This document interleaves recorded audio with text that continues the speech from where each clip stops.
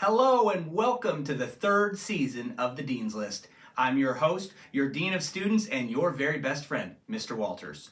The Dean's List is a channel where we learn about a topic or theme and then hear about new and interesting books in our library. Today, we're going to talk about National Hispanic Heritage Month, which happens every year from September 15th to October 15th.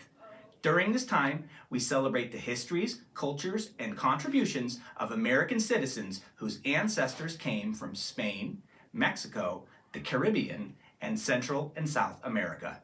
Today, we're going to learn about Dolores Huerta, a remarkable activist who dedicated her life to fighting for the rights and betterment of farm workers. We're going to be reading from this book, Latinas, Celebrating 40 Big Dreamers by Juliet Menéndez.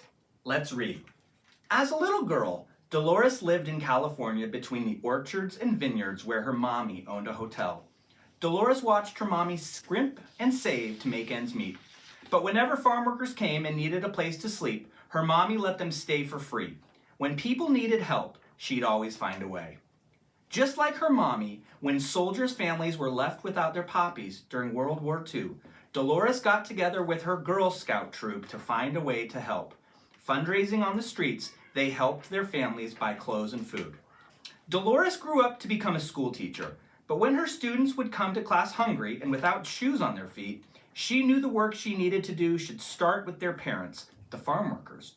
Dolores went to the fields and found them living in shacks with dirt floors. They didn't even have clean water to drink, but they were too afraid to complain. Dolores insisted, if we all stand up together, we can create change.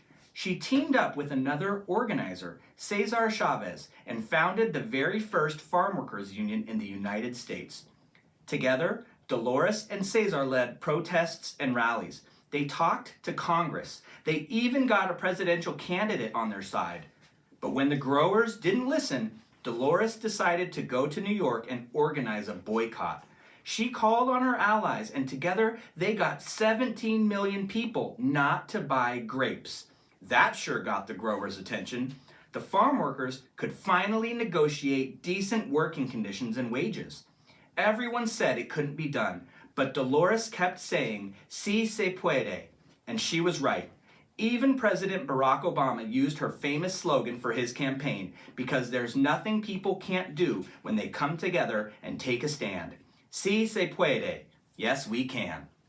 If you'd like to learn more about Dolores Huerta, check out this book in the Ponderosa Library.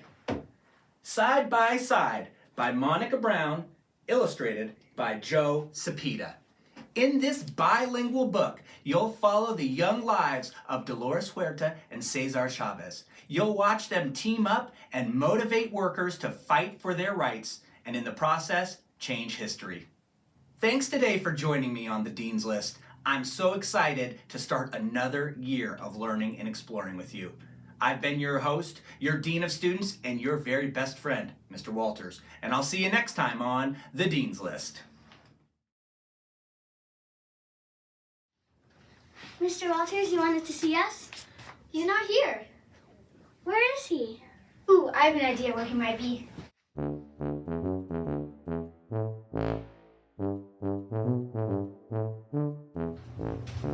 I really thought he'd be here. I think I have an idea.